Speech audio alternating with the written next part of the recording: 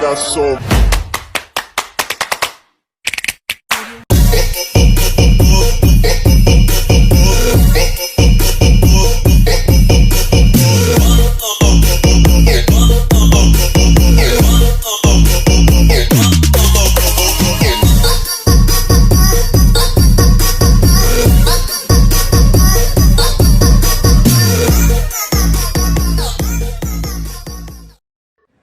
Proses dekolonisasi dan pencapaian kemerdekaan oleh negara-negara Asia Tenggara.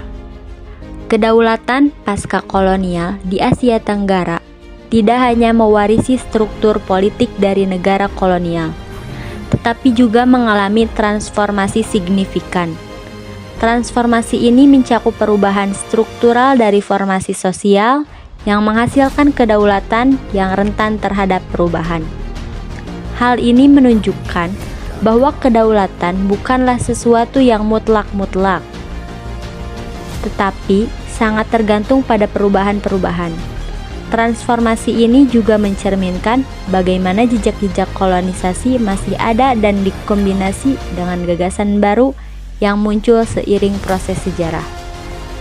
Dekolonisasi Asia dimulai sebagai respon terhadap Perang Dunia II yang mengubah dinamika global dan memperkuat gerakan kemerdekaan di berbagai negara. Sebelum perang, beberapa negara seperti Filipina sudah memproklamasikan kemerdekaan dari Spanyol pada tahun 1898, menjadikannya negara pertama yang didekolonisasi. Proses ini berlanjut hingga Timor Leste yang meraih kemerdekaan dari Indonesia pada tahun 2002, menandai akhir dari periode dekolonisasi yang berlangsung dari tahun 1801 hingga 1991. Perang pembebasan nasional dan pendahuluan negara berdaulat di Eropa dan Amerika Selatan juga memainkan peran penting dalam proses dekolonisasi. Gerakan pembebasan nasional sering telah terbentuk sebelum perang, seperti Kongres Nasional India yang terbentuk pada tahun 1885 dan Perang Filipina-Amerika. Proses dekolonisasi ini mengubah status politik negara-negara dari negara jajahan menjadi negara-negara yang merdeka. Negara-negara yang baru merdeka sering mengalami kondisi yang belum stabil, termasuk dependensi yang tinggi terhadap negara-negara besar. Bantuan luar negeri, termasuk dari Amerika Serikat, Inggris, dan Australia, menjadi penting dalam membantu negara-negara ini mengatasi permasalahan ekonomi, politik, dan sosial budaya. Meskipun demikian, negara-negara ini memiliki potensi kekayaan alam yang belum maksimal dimanfaatkan. Konsep kedaulatan pasca kolonial mencoba memahami bagaimana kedaulatan negara di Asia Tenggara berkembang secara historis, terutama dalam konteks kolonialisme. Penelitian ini menarik asal-usul kedaulatan hingga sejarah awal kolonialisme dan zaman komersial di Asia Tenggara 1450 sampai 1760, menunjukkan bagaimana sejarah panjang kolonialisasi mempengaruhi struktur politik internasional hari ini. Proses dekolonisasi dan pencapaian kemerdekaan bangsa Asia Tenggara adalah hasil dari perjuangan bangsa-bangsa yang kompleks yang melibatkan berbagai faktor sejarah, politik, dan sosial. Setiap negara memiliki latar belakang dan konteks yang unik, namun semuanya berhasil meraih kemerdekaan setelah perjuangan yang panjang dan penuh tantangan. Proses dekolonisasi dan pencapaian kemerdekaan bangsa Asia Tenggara adalah sebuah perjalanan panjang yang melibatkan berbagai negara yang sebelumnya dipengaruhi oleh kekuasaan kolonial. Berikut adalah beberapa contoh negara yang mengalami dekolonisasi. Pertama, Indonesia. Indonesia adalah salah satu negara yang paling dikenal karena perjuangannya dalam meraih kemerdekaan dari penjajahan Jepang. Proses dekolonisasi di Indonesia dimulai pada tahun 1945 dengan proklamasi kemerdekaan oleh Soekarno dan Hatta. Perjuangan ini melibatkan perang kemerdekaan yang berlangsung selama beberapa tahun, yang akhirnya menghasilkan pembentukan Republik Indonesia pada tahun 1949. Kedua, Malaysia. Malaysia adalah hasil dari perjuangan bangsa Melayu untuk meraih kemerdekaan dari penjajahan Inggris. Proses ini dimulai dengan perjuangan oleh kelompok-kelompok kebangsaan seperti UMNO dan PAS yang berusaha untuk meraih kemerdekaan bersama-sama dengan bangsa Melayu di seluruh Malaya. Pada tahun 1957, Malaysia meraih kemerdekaan dari Inggris dan menjadi federasi yang terdiri dari 13 negara. Ketiga, Vietnam. Vietnam juga meraih kemerdekaan dari penjajahan Prancis dan Amerika Serikat. Proses ini dimulai dengan perjuangan oleh kelompok-kelompok kebangsaan yang berusaha untuk meraih kemerdekaan dari penjajahan.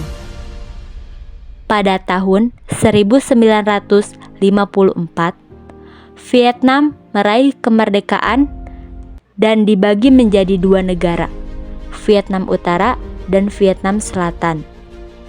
Keempat, Filipina. Filipina juga meraih kemerdekaan dari penjajahan Amerika Serikat pada tahun 1946. Perjuangan ini dimulai dengan perang kemerdekaan yang berlangsung selama beberapa tahun, yang akhirnya menghasilkan pembentukan Republik Filipina pada tahun 1946. Selanjutnya ada tantangan dan peluang yang dihadapi oleh negara-negara yang baru merdeka. Berdasarkan latar belakang sejarahnya, negara-negara Asia Tenggara yang baru saja merdeka memang memiliki tantangan dan peluang yang serupa dengan negara-negara lain yang baru merdeka. Namun, tantangan dan peluang ini seringkali disesuaikan dengan konteks spesifik setiap negara, termasuk struktur ekonomi, sejarah kolonial, dan kondisi sosial. Yang pertama, ada pembangunan ekonomi.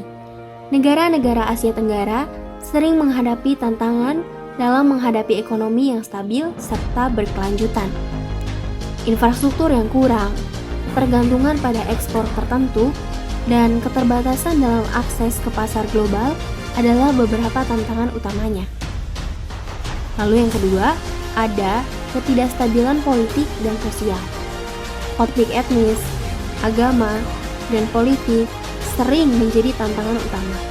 Negara-negara ini perlu menciptakan kedaulatan yang kuat dan inklusif untuk mengatasi masalah ini. Lalu yang ketiga, ada pendidikan dan kesehatan. Meningkatkan akses ke pendidikan dan kesehatan berkualitas tinggi adalah tantangan utama.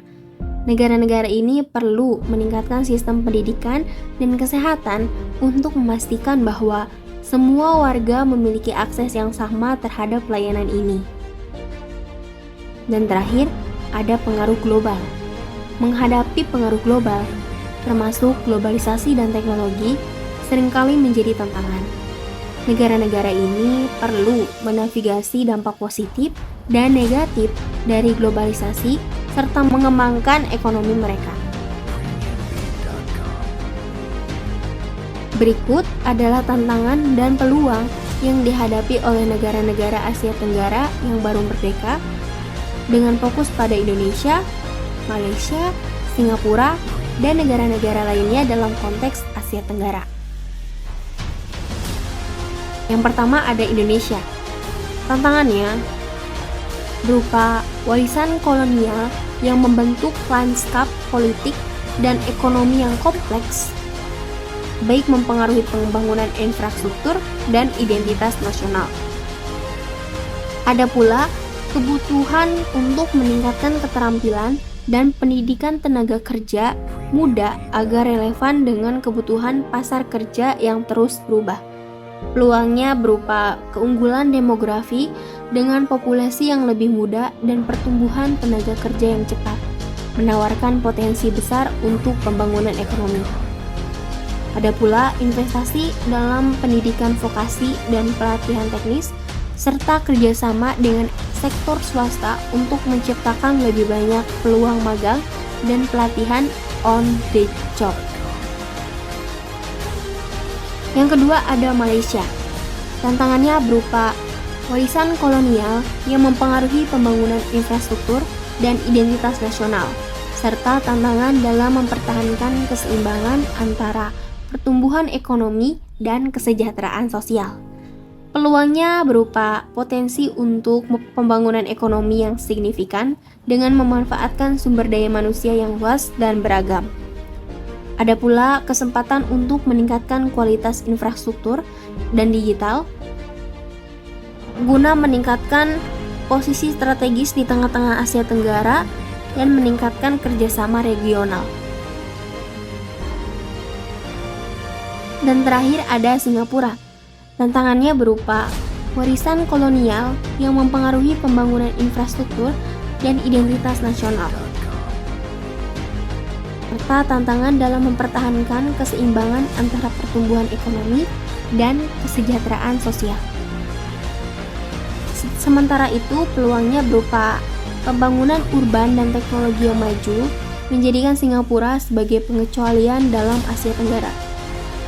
Ada pula kesempatan untuk meningkatkan kualitas infrastruktur dasar dan digital, serta pemanfaatan posisi strategis di tengah-tengah Asia Tenggara untuk meningkatkan kerjasama regional.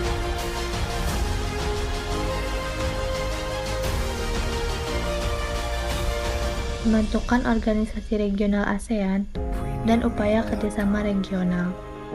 Pembentukan organisasi regional ASEAN merupakan langkah penting dalam sejarah Asia Tenggara yang bertujuan untuk menciptakan front bersama melawan penyebaran komunisme serta mempromosikan kerjasama ekonomi, politik, dan sosial antara negara-negara anggota. Berikut adalah beberapa poin penting mengenai pembentukan ASEAN. Yang pertama, ada latar belakang pembentukan ASEAN yang terdiri dari Konferensi Bandung dan Konferensi Jakarta. Pembentukan ASEAN sebagai organisasi regional dipicu oleh Konferensi Bandung yang diadakan pada tahun 1955. Konferensi ini mengumpulkan para pemimpin negara-negara Asia Tenggara untuk membahas kebutuhan bersama dalam menghadapi tantangan global, termasuk penyebaran komunisme dan imperialisme. Pada tahun 1962, Konferensi Jakarta diadakan untuk merespon klaim Indonesia terhadap wilayah yang diambil oleh Belanda. Konferensi ini menghasilkan pengakuan terhadap klaim Indonesia dan mendorong negara-negara Asia Tenggara untuk bekerjasama dalam menghadapi tantangan bersama. Yang kedua, ada pembentukan ASEAN. Pada tahun 1967, ASEAN dibentuk secara resmi dengan tujuan untuk menciptakan front bersama melawan penyebaran komunisme. Pada awalnya, ASEAN terdiri dari Indonesia, Malaysia, Filipina, Singapura, dan Thailand. Membership ASEAN berkembang seiring waktu, dengan penambahan Brunei pada tahun 1984, Vietnam 1995, Laos dan Myanmar 1997, dan Kamboja 1999. Timur Leste adalah negara terbaru yang bergabung dengan ASEAN, dengan status pengamat yang diberikan pada tahun 2022 dan berada di jalur untuk keanggotaan penuh pada tahun 2025. Yang ketiga, tujuan dan fungsi ASEAN. Tujuan utama ASEAN adalah untuk menciptakan front bersama melawan penyebaran komunisme, mempromosikan kerjasama ekonomi, politik, dan sosial antara negara-negara anggota, serta meningkatkan kesejahteraan masyarakat Asia Tenggara. ASEAN memiliki berbagai fungsi, termasuk pengembangan kerjasama ekonomi, peningkatan kesejahteraan sosial, pengembangan infrastruktur, dan penanganan masalah regional seperti klaim teritorial, konflik, dan krisis keamanan.